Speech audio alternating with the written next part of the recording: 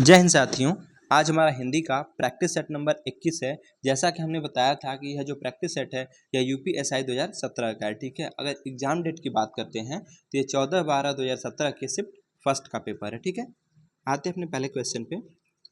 कह रहा अगरबत्ती की सुगंध से थकावट दूर हो गई, बताना इसमें कौन सा काल है। ठीक है, तो क्या कह रहा है कि अगरबत्ती की सुगंध से थकावट दूर हो गई, तो साथियों इसमें कौन सा हमारा है, इसमें हमारा सामान्य भूतकाल है। ठीक है, आते हैं क्वेश्चन नंबर 2 की तरफ। कह रहा है कबीर जी की रचनाएं निम्न में से किसमें संकलित हैं। साथियों जो है ये बीजक में संकलित है। ठीक है, यानी ऑप्शन नंबर डी सही है। ठीक है, तो क्वेश्चन क्या पूछा था कि कबीर जी की रचनाएं निम्न में से किसमें संकलित हैं, तो साथियों किसमें है, बीजक में संकलित है। ठीक है, देखिए कंक्लूजन में क्या कह रहा है कि कबीर की रचनाएं, ठीक है, जिसमें साखी शबद रमैनी का संकलन बीजक नाम से किया गया है। ठीक है, किसमें, बीजक नाम से किया गया है।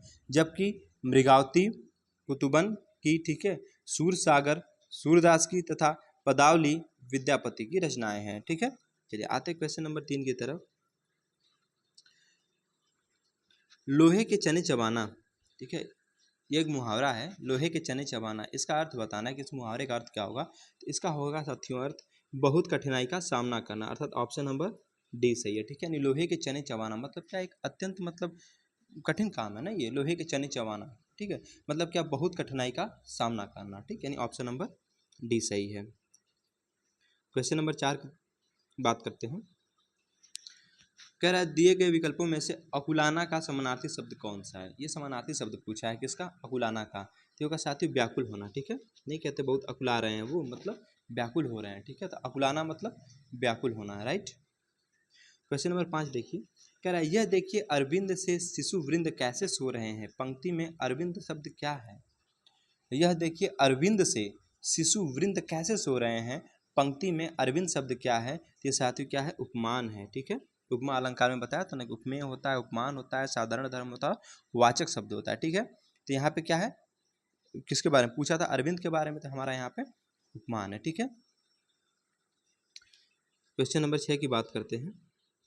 कह रहा है जहाँ शब्दों के अर्थ से चमत्कार स्पष्ट हो वहाँ कौन सा, ठीक है, खाली स्थान माना जाता है। अब इसमें बताना है कौन सा अलंकार होगा। तो साथियों देखिए सबसे पहली बात यह है कि जहाँ अर्थ, ठीक है, अर्थ से चमत्कार स्पष्ट होता है वहाँ पे अर्थ अलंकार होता है। ठीक है, और जहाँ पे शब्दों से चमत्कार उत्पन्न होता है वहाँ पे शब्द अलंकार होता है। ठीक है, तो हमारा कौन सा यहाँ पे राइट होगा, यानी ऑप्शन नंबर डी सही है। ठीक है, यानी अर्थालंकार होगा। तो जहाँ शब्दों के अर्थ से चमत्कार स्पष्ट होता है वहाँ पे अर्थालंकार माना जाता है। अब खाली स्थान को भरना है। देखिए क्वेश्चन नंबर 7 कह रहा है कि पहले दिया है खाली स्थान, फिर कह रहा है खिड़की का शीशा तोड़ा है, खाली स्थान बता दे। फिर बताना है कि जो विकल्प दिया गया इसमें से कौन सा सबसे उचित विकल्प इसमें होगा। इसमें होगा साथी कि जिसने खिड़की का शीशा तोड़ा है, ठीक है, वह वह बता दे। ठीक है, यानी ऑप्शन नंबर सी इसका बिल्कुल परफेक्ट है। आइए और ऑप्शन को रख के देख लेते हैं, यानी ऑप्शन नंबर सी सही है ना। देखिए अगर हम बात करें सबसे पहले पहला ऑप्शन की, तो इसको रख के देखिए, वो खिड़की का शीशा तोड़ा है, ठीक है, कौन बता दे। तो ये भी साथ ही स्पष्ट नहीं हो रहा है यहाँ पे, यानी वाक्य अधूरा सा लग रहा है, यानी ये गलत हो गया। बी में देखिए उसने खिड़की का शीशा तोड़ा है, तुम्हारे बता दे, कोई वाक्य ही नहीं बना यहाँ पे, ये भी गलत हो गया। फिर अगला देखिए रखिए, वह खिड़की का शीशा तोड़ा है, ठीक है, कुछ बता दे, साथ ये भी सही नहीं है। मतलब ये उसका सबसे परफेक्ट आंसर होगा ना, वो होगा ऑप्शन नंबर सी, जिसने खिड़की का शीशा तोड़ा है वह बता दे, यानी ऑप्शन नंबर सी हमारा क्या है, बिल्कुल परफेक्ट आंसर है। ठीक है, क्वेश्चन नंबर 8 कह रहा है कि पुल्लिंग शब्द को पहचानिए। चिड़िया, भुजा, कपड़ा या जाति। बताइए इसमें से, सॉरी पुल्लिंग को पूछा है, स्त्रीलिंग नहीं पुल्लिंग को पूछा है। ठीक है, बताना है कि पुल्लिंग क्या है। अच्छा एक बात बताइए, चिड़िया उड़ गई, ठीक है, चिड़िया अच्छी है, तो साथियों सीधी सी बात है, चिड़िया हमारी क्या है, स्त्रीलिंग है, और पूछा क्या है, पुल्लिंग है, तो ऑप्शन नंबर ए तो नहीं होगा। देखिए दूसरा ऑप्शन क्या कह रहा है, भुजा, ठीक है, फिर जिसे हम कहें कि भुजा बड़ी है, ठीक है, भुजा बड़ी, ये नहीं कहते भुजा बड़ा है, भुजा बड़ी है, ठीक है, या भुजा अच्छी है, यानी ये भुजा भी हमारी स्त्रीलिंग हो गई। ठीक, अब बात करते हैं जाति की, ठीक है, वो उनकी जाति है, ठीक है, तो जाति भी हमारी क्या है, स्त्रीलिंग है। लेकिन बात करते हैं कपड़ा, देखिए कपड़ा फट गया क्या है, या कपड़ा अच्छा है, ठीक है, यानी ऑप्शन नंबर डी हमारा क्या है, बिल्कुल परफेक्ट है। यानी कपड़ा क्या हमारा पुल्लिंग है। साथियों देखिए, जब भी स्त्रीलिंग और पुल्लिंग की पहचान करते हैं ना, तो शब्द से पहले हम क्या करते हैं, अच्छा या अच्छी लाकर देख लेते हैं। ठीक है, अगर अच्छी है, ठीक है, मतलब अच्छी लग गया तो स्त्रीलिंग हो गया, और अच्छा अगर लग जाता है वहाँ पे तो हमारा पुल्लिंग हो जाता है। ठीक है, यानी कपड़ा अच्छा है। ठीक, चलिए आते क्वेश्चन नंबर 9 की तरफ। कह रहा आप निसंकोच चले जाओ। ठीक है, आप निसंकोच चले जाओ, इस वाक्य की त्रुटि सुधारने के लिए निम्न में से सही वाक्य छाटिए। मतलब ये क्या है, इसमें त्रुटि को सुधारना है, बताइए कौन सा इसका सही वाक्य होगा। ठीक है, इसमें साथियों देखिए, तुम निसंकोच चले जाइए, साथियों ये तो गलत है यहाँ पे। ठीक है, ऑप्शन नंबर ए हमारा गलत है। चलिए बी को रख के देखते हैं, आप निसंकोच चला जाओ, कोई वाक्य ही नहीं है, यानी ये भी गलत है। सी की बात करते हैं, आप निसंकोच चले जाइए, ये साथियों बिल्कुल परफेक्ट लग रहा है। ठीक है, नहीं ऑप्शन नंबर सी हमारा बिल्कुल सही है। डी देख लीजिए, आप निसंकोच चले जाइएगा, आप निसंकोच चले जाइएगा, जाइएगा दिया है। ठीक है, यानी ये भी ऑप्शन क्या है, गलत है। ऑप्शन नंबर हमारा सी क्या है, बिल्कुल परफेक्ट है। क्वेश्चन नंबर 10, इसमें भी क्या है, खाली स्थान दिया है। अब बताना है क्या आएगा इसमें से। देखिए, विशेषण की 3 अवस्थाएं होती हैं, कौन कौन सी होती हैं। विशेषण हमने पढ़ा तो बताया था ना, विशेषण की 3 अवस्थाएं होती हैं, मूलावस्था, उत्तरावस्था और उत्तमावस्था। ठीक है, अब कौन कौन सी होती है आपको बताना है। तो देखिए, विशेषण की 3 अवस्थाएं होती हैं, एक होती है मूलावस्था, ठीक, एक होती है उत्तरावस्था और एक होती है उत्तमावस्था। यानी ऑप्शन नंबर हमारा क्या है, इसमें बी सही है। ठीक है, क्योंकि देखिए उत्तरावस्था उत्तमावस्था विशेषण की 3 ही अवस्थाएं होती है ना, मूलावस्था, उत्तरावस्था, उत्तमावस्था। अब मूलावस्था क्या होती है, जिसमें किसी से तुलना नहीं की जाती है। ठीक, उत्तरावस्था क्या होती है, जिसमें किसी 2 से तुलना की जाती है, और उत्तमावस्था क्या होती है, जिसमें सभी से तुलना की जाती है। जैसे बहुत ही फेमस एग्जाम्पल है कि करेला कड़वा है, अब करेला की यहाँ किसी से तुलना नहीं की गई तो ये हमारा मूलावस्था है।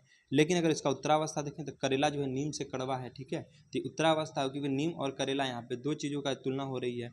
लेकिन अगर हम कह दें कि करेला सबसे कड़वा है, ठीक है, करेला सबसे कड़वा है, तो यहाँ पे साथियों हमारी उत्तमावस्था होगी, क्योंकि यहाँ पे सभी से तुलना की जा रही है। ठीक है, तो विशेषण कितनी अवस्थाएं होती हैं, 3 होती हैं, मूलावस्था, उत्तरावस्था और उत्तमावस्था। राइट, आते क्वेश्चन नंबर 11 की तरफ।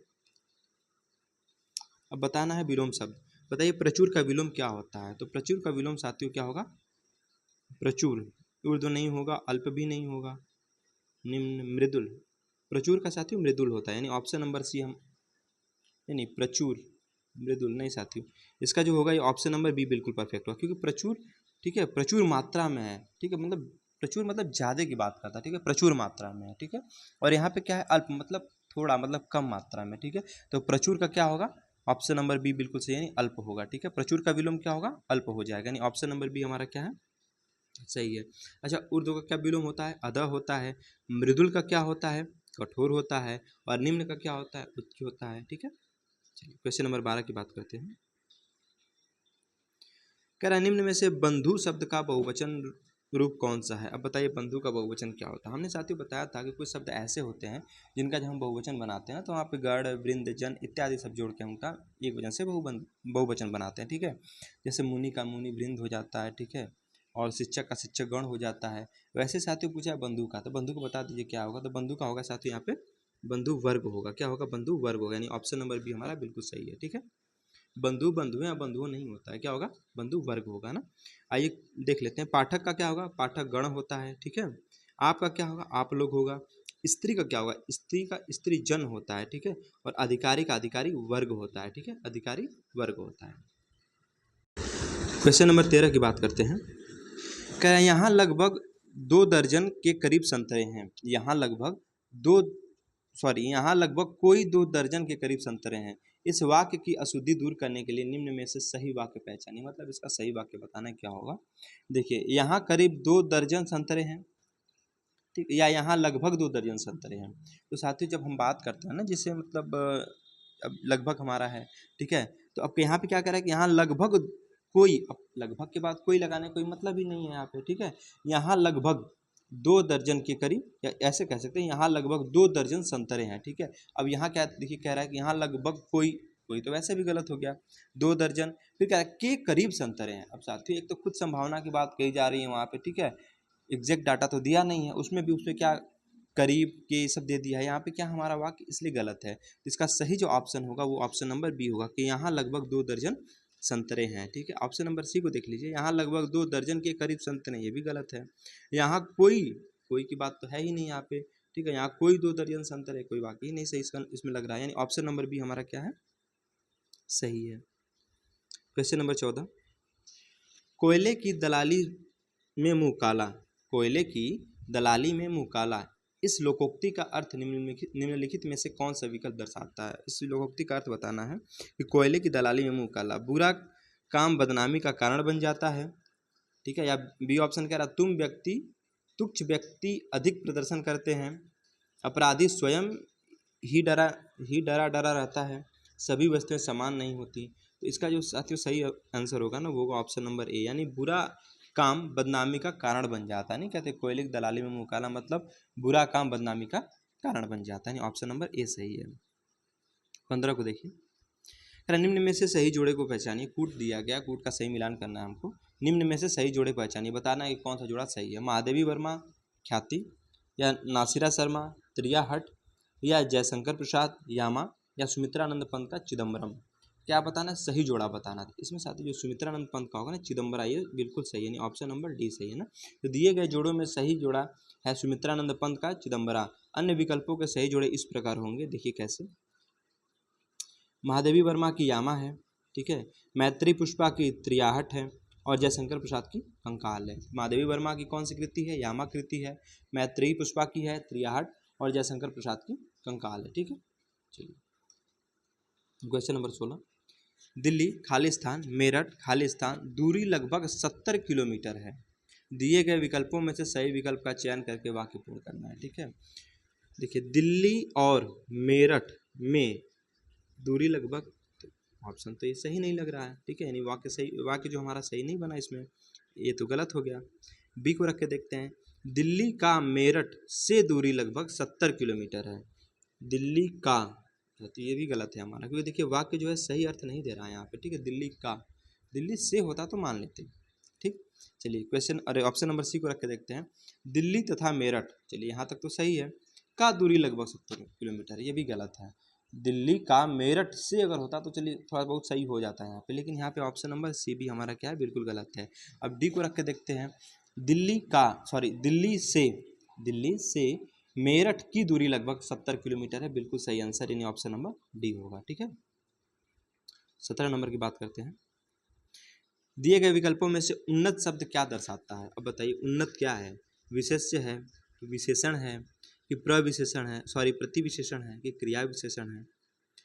देखिए साथी, उन्नत किस्म की बीज, अच्छा बीज की विशेषता बताई जा रही है ना कि उन्नत किस्म की है। अगर इसको एक वाक्य बनाए अगर उन्नत से हम, तो क्या बनेगा, उन्नत किस्म की बीज है, नहीं कहते कि उन्नत किस्म की बीज है, मतलब बीज की विशेषता बताने कि जो बीज है ना ये उन्नत किस्म की है। तो साथी उन्नत हमारा क्या हुआ, उन्नत तो हमारा विशेषण हो गया यहाँ पे, यानी ऑप्शन नंबर हमारा सी बिल्कुल परफेक्ट है। ठीक है, विशेष्य क्या होता है, बताए थे, संज्ञा सर्वनाम हमारे विशेष्य होते हैं। ठीक है, क्रिया विशेषण जो क्रिया की विशेषता बताता है। ठीक है, ये 4 प्रकार के होते हैं, रीतिवाचक, स्थानवाचक। ठीक है, ये सब बताए थे आपको हम। चलिए आते क्वेश्चन नंबर 18 की तरफ। कह रहा है मथुरा आगरा धौलपुर ग्वालियर आदि क्षेत्र में निम्नलिखित में से कौन सी बोली बोली जाती है। अब बोली से प्रश्न पूछा गया है यहाँ पे कि मथुरा में कौन सी बोली बोली जाती है, आगरा धौलपुर ग्वालियर आदि क्षेत्रों में। देखिए जो आसपास के जो क्षेत्र होते हैं लमसम एक ही सी बोली वहाँ पे बोली जाती है। ठीक है, तो मथुरा और आगरा में सब लोग जानते होंगे कि यहाँ पे साथियों ब्रज भाषा बोली जाती है। कौन सी भाषा, ब्रज भाषा बोली जाती है। ये तो पता है कि मथुरा में ब्रज भाषा बोली जाती है, और चूँकि पूछा है कि मथुरा आगरा, ठीक है, और धौलपुर और ग्वालियर, इन सभी में कौन सी ब्रजभाषा बोली जाती है, यानी ऑप्शन नंबर डी हमारा सही है ना। देखिए अगर हम बात करें अवधी, तो अवधी पूर्वी उत्तर प्रदेश की, ठीक है, जो अवधी भाषा है और अवधी बोली है ना, वो पूर्वी उत्तर प्रदेश, जो पूर्वांचल हमारा है वहाँ पे अवधी बोली जाती है। ठीक, अगर हम बात करें बांगरू की, ठीक है, बांगरू, तो बांगरू साथियों हरियाणा की, ठीक है, बांगरू जो हरियाणा की बोली है, तथा अगर हम बात करें खड़ी बोली की, पश्चिमी उत्तर प्रदेश की प्रमुख बोलियाँ हैं। ठीक, हमने क्या बताया, अवधी पूर्वी उत्तर प्रदेश की बोली है, बांगरू हरियाणा की, और खड़ी बोली पश्चिमी उत्तर प्रदेश की प्रमुख बोलियाँ हैं। 19 नंबर देखिए क्या कह रहा है, दिए गए विकल्पों में भाल का समानार्थी शब्द कौन सा होगा। अब भाल का बताना है, भाल का प्रलय होता है कि मस्तक होता है कि उन्नत होता है कि भाला होता है। साथियों भाल का तो भाला नहीं होता है, प्रलय भी नहीं होता है, उन्नत भी नहीं होता है, तो भाला का क्या होगा यहाँ पे, भाला का मस्तक होता है। ठीक है, भाल का क्या होगा, मस्तक होगा ना।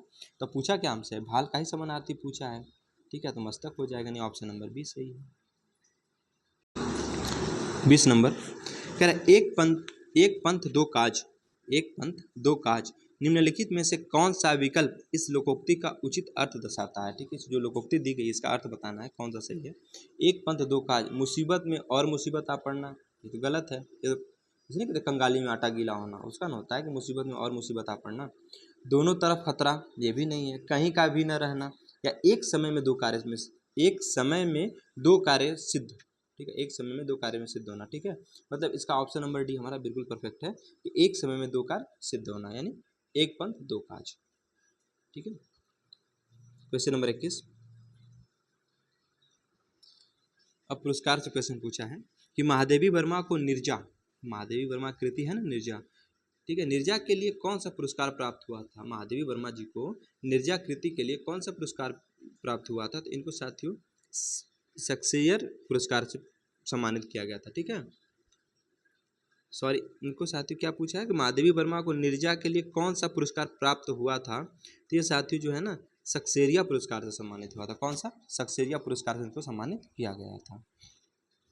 22 नंबर देखिए, बुढ़िया का बहुवचन बताना है।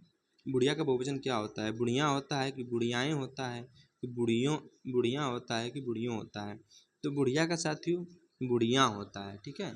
यहाँ का यहाँ हो जाता है ना, पर चंद्र बिंदी लग जाती है जब एक वचन से बहुवचन बनाते हैं, तो कुछ शब्द ऐसे होते हैं, आपको बताया ही था हमने। तो इसमें साथियों बुढ़िया का तो बुढ़िया होगा, तो बुढ़ियाएँ भी गलत है, ठीक है, और ये बुढ़ियों भी गलत है। अब देखिए दो जगह दिया है बुढ़िया, लेकिन यहाँ पे बपर बढ़ाओ की मात्रा दे दिया है ना, इसलिए ये भी गलत हो गया, यानी ऑप्शन नंबर ए हमारा बिल्कुल परफेक्ट है। 22 नंबर कह रहा दिए गए विकल्पों में से विकीर्ण शब्द का विपरीतार्थी शब्द, मतलब विपरीतार्थी मतलब क्या, विलोम शब्द पूछा है, ठीक है, कि विकर्ण का विपरीत मतलब विलोम शब्द बता दीजिए क्या होगा। तो विकर्ण का साथी विकीर्ण का पूछा है, विकीर्ण का होगा साथियों एकत्र होता है, क्या होता है, एकत्र होता है, ऑप्शन नंबर ए हमारा बिल्कुल सही है, ठीक है। तो विकीर्ण का विलोम शब्द क्या होगा, एकत्र होगा। अच्छा, ऐसे ही अगर हम आगे देख लेते हैं, वितरण दिया है तो वितरण का साथियों संकुचन होता है, ठीक है, और भीतर का बाहर होता है, और विस्तार का संक्षेप होता है, ठीक है। अब देखिए हमारे गद्यांश के प्रश्न हैं।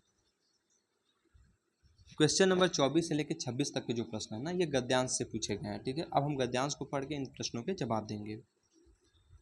देखिए कह रहा है गद्यांश कि हमारा समाज पुरुष प्रधान है। हमारा समाज कैसा है, पुरुष प्रधान है। यहाँ जो भी नियम बनाए जाते हैं वे पुरुषों के द्वारा ही बनाए जाते हैं। भाई ये बात तो है। सिंधु घाटी सभ्यता में आपको जो पढ़ा था उन्होंने बताया था कि मातृसत्तात्मक समाज था, लेकिन आज का जो हमारा समाज है ये कैसा है, ये पुरुष प्रधान समाज है, ठीक है। यहाँ पे जो भी नियम बनाए गए हैं वो किसके द्वारा, पुरुषों के द्वारा ही बनाए जाते हैं, ऐसा पैराग्राफ दिया है। अतः कैसे संभव है कि वे नियम अपने विरुद्ध बनाएं, ठीक, अतः कैसे संभव है कि वे नियम अपने विरुद्ध बनाएं, ये व्यक्ति की बात की जा रही है, जो समाज पुरुषों का है ना उसके बारे में बात की जा रही है, ठीक है। फिर कह रहा है नारी के उत्थान और पतन के पीछे भी पुरुष का ही हाथ होता है, ठीक है, नारी के उत्थान और पतन के पीछे किसका, पुरुष का ही हाथ होता है। अतः नारी ही हमारे समाज में क्या स्थिति, अतः नारी की हमारे समाज में क्या स्थिति होगी यह स्वयं ही परिभाषित है, ठीक है। भारत के गाँवों में स्त्रियों को पिता, पति अथवा पुत्र के अधीन रहना पड़ता है, ठीक है, ये तो बात सही है कि भारत के गाँवों में अगर देखा जाए तो स्त्रियों को पिता, पति या पुत्र के अधीन रहना पड़ता है, ठीक है। ग्रामीण स्त्रियां प्रायः आर्थिक तंगी का शिकार होती हैं, उनके स्वास्थ्य और शिक्षा के विषय में भी अधिक ध्यान नहीं दिया जाता है। आगे देखिए कह रहा है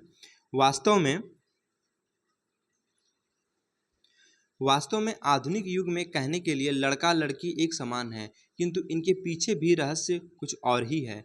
मादा भ्रूण को गर्भ में नष्ट करने के कारण आज स्त्री पुरुष के प्रतिशत में काफ़ी अंतर आ रहा है। जैसे क्या होता है ना कि जैसे जब प्रेगनेंसी होती है तो उसमें बहुत सारे, अब तो मान लीजिए सरकार ने ऐसी स्कीम चला दी है कि इसका अपराध हो गया है, लेकिन पहले लोग क्या करते थे ना, जब देखते थे कि नहीं माता के गर्भ में अगर कोई बच्ची पल रही है तो उसको क्या करते थे, उसको उसका हत्या करा देते थे। तो वही बात यहाँ पे कह रहा है कि वास्तव में आधुनिक युग में कहने के लिए लड़का लड़की तो एक समान है, किंतु इनके पीछे भी रहस्य कुछ और ही है।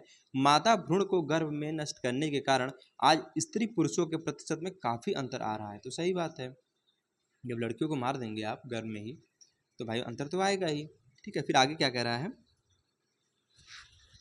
दहेज प्रथा भी भयावहता लड़की के जीवन के आकाश में धूमकेतु बनकर छा जाती है। घर से बाहर निकलने का उन्हें विचार असुरक्षित महसूस होता है। ये भी बात सही है, ठीक है।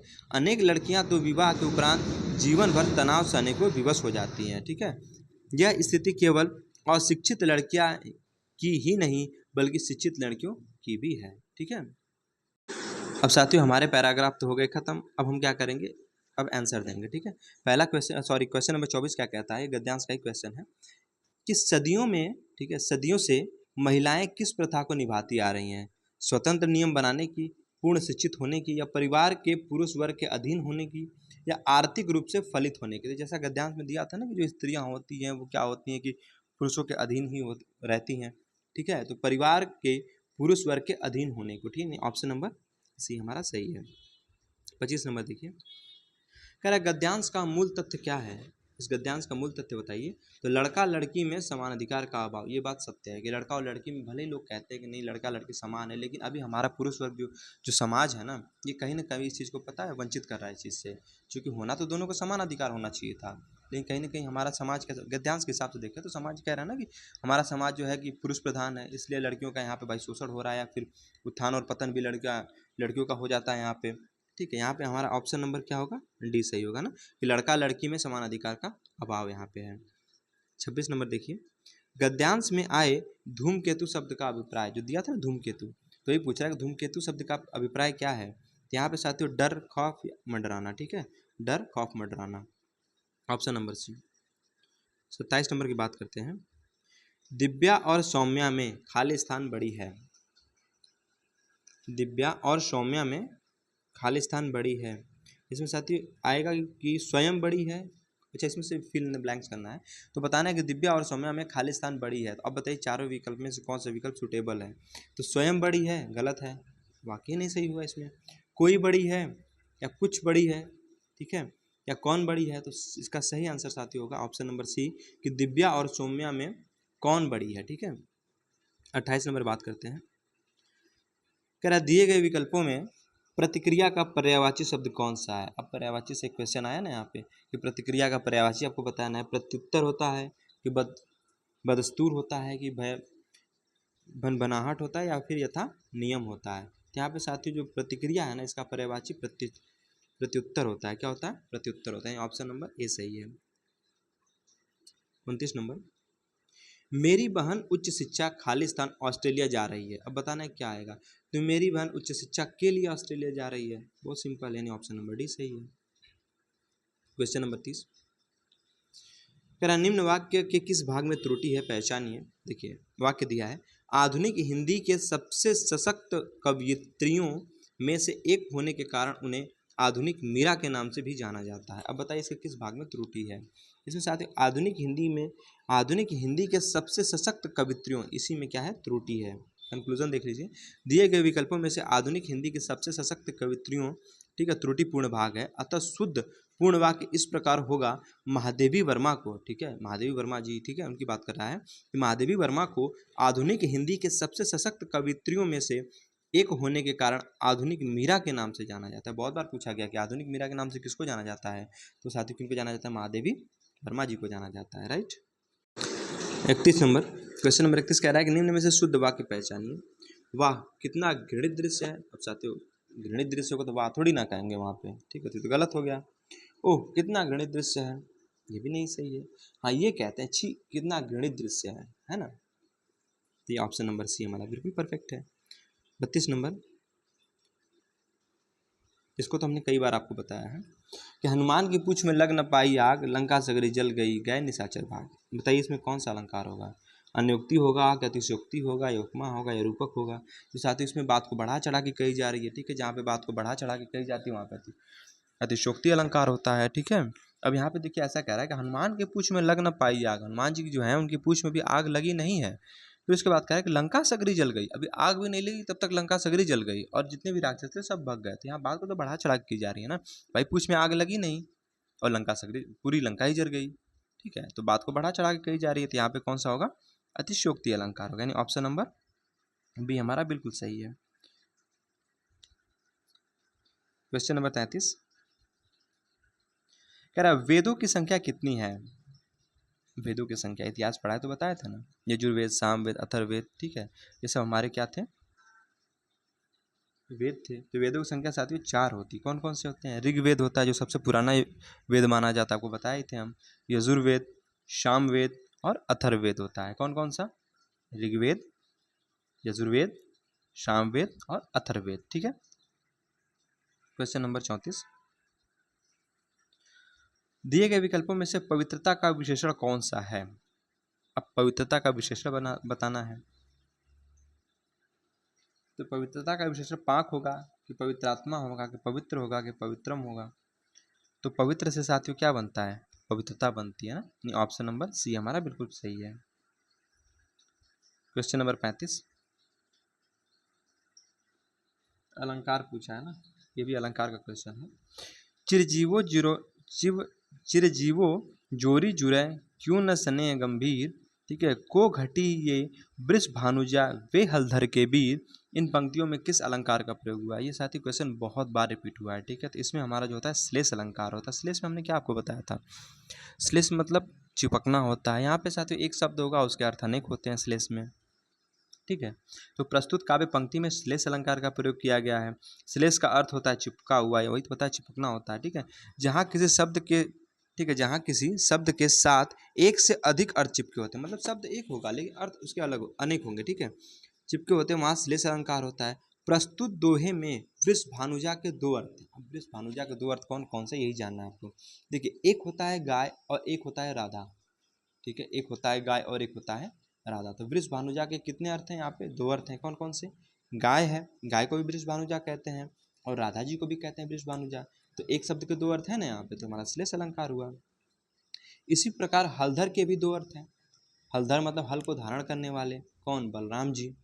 हल को वही धारण करते थे, बलराम जी, ठीक है। तो हलधर मतलब हल को धारण करने वाले बलराम जी, और एक है बैल, ठीक है। तो हलधर के दो अर्थ हैं। कौन कौन से? एक बैल है और एक बलराम जी हैं, ठीक है। अतः प्रस्तुत दोहे से 2 अर्थों का संयुक्त होना उसे श्लेष अलंकार की श्रेणी में ला खड़ा करता है, ठीक है। चलिए क्वेश्चन नंबर 36, कह रहा साकेत महाकाव्य पर कवि मैथिली शरण गुप्त को कौन सा पारितोषक प्राप्त हुआ था? तो इनको साथियों मंगला प्रसाद, ठीक है, कौन सा प्राप्त हुआ था? मंगला प्रसाद। तो साकेत महाकाव्य पर कवि मैथिली शरण गुप्त को मंगला प्रसाद पारितोषक दिया गया था। साकेत की रचना सन 1931 ईस्वी में की गई थी। यह 12 सर्गों का महाकाव्य है जिसकी नायिका लक्ष्मण की पत्नी उर्मिला है, ठीक है। 37 नंबर, आज हर कोई मानसिक रूप से बीमार दिखता है। इस वाक्य में हर कोई किस प्रकार का शब्द है? अब बताइए क्या है? सदैव बहुवचन है कि एक वचन है, ठीक है, या सदैव एक वचन है कि बहुवचन है? साथियों हमने बताया था ना, हिंदी में वचन 2 प्रकार के होते हैं ना, एक होता है एक वचन, एक होता है बहुवचन। अब एक होता है एक वचन, अब एक वचन जो होगा इसका बहुवचन बन जाएगा, और एक होता है बहुवचन, तो जो बहुवचन होगा इसका भी एक वचन होता है। लेकिन साथियों कुछ शब्द ऐसे होते हैं जो सदैव बहुवचन में होते हैं, मतलब उनका एक वचन नहीं बनता है। और कुछ शब्द ऐसे होते हैं जो सदैव एक वचन में होते हैं, उनका बहुवचन नहीं बनता। और कुछ शब्द ऐसे होते हैं जो सदैव बहुवचन में होते हैं और उनका एक वचन नहीं बनता, ठीक है। इसमें साथियों क्या होगा? ऑप्शन नंबर हमारा डी सही है। मतलब ये क्या है? सदैव एक वचन है, ठीक है। तो हर कोई सदैव एक वचन है। यही पूछा कि हर कोई किस प्रकार का शब्द है, तो सदैव एक वचन है, ठीक है। क्वेश्चन नंबर 38, गांधी जी को राष्ट्रपिता कहा गया है। वाक्य में संज्ञा किससे किस रूप में परिवर्तित हो रही है? गांधी जी को राष्ट्रपिता कहा गया है, ठीक है।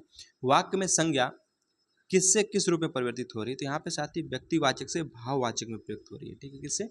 गांधी जी क्या हमारे भाई एक व्यक्तिवाचक संज्ञा है, लेकिन कह रहा है गांधी जी को राष्ट्रपिता कहा गया। अब राष्ट्रपिता मतलब समझ रहे हैं कि मतलब एक पद को यहाँ पे वो कर रहा है ना, राष्ट्रपिता कहा गया, ठीक है। तो यहाँ पे क्या हमारा साथी, यहाँ पे हमारा व्यक्तिवाचक से भाववाचक में है, ठीक है। ऑप्शन नंबर सी सही है इसका ना। क्वेश्चन नंबर 39 की बात करते हैं। कह रहा निम्न में से स्त्रीलिंग शब्द कौन सा है? पहचानिए। बताना है स्त्रीलिंग कौन सा है, बता दीजिए। जुराब है, पजामा है, या घाघरा है, या कासिदाकार है? देखिए जुराब जो है ना साथियों, जुराब हमारा क्या है? स्त्रीलिंग है। बाकी कहते हैं ना पजामा फट गया, अब फट गया या पजामा अच्छा है, ये थोड़ी ना कहते हैं पजामा अच्छी है। तो हमने बताया ना स्त्रीलिंग पुल्लिंग पहचानना हो तो अच्छा अच्छी लगा लीजिए। तो पजामा अच्छा है यानी पजामा तो पुल्लिंग हो गया, घाघरा अच्छा है, ठीक है। और काशिदाकार ये भी है यहाँ पे। तो ये सब क्या हमारे सब पुल्लिंग है, लेकिन जुर्राब क्या है साथियों, स्त्रीलिंग है, ठीक है। देखिए अगर बात करें जुर्राब, तो जुर्राब स्त्रीलिंग शब्द है जिसका अर्थ है धागों आदि से बना हुआ पैरों का पहनावा या पायताबा, ठीक है। धागों आदि से बना हुआ पैरों का पहनावा या पायताबा होता है, ठीक है। लास्ट क्वेश्चन, निम्नलिखित में से धूर्त शब्द से संबंधित मुहावरा पहचानिए। धूर्त बताना है क्या होगा, तो होगा साथियों इसका रंगा सियार, नहीं कहते रंगा सियार मतलब धूर्त आदमी, ठीक है। तो ऑप्शन नंबर कौन सा हमारा, बी बिल्कुल सही है।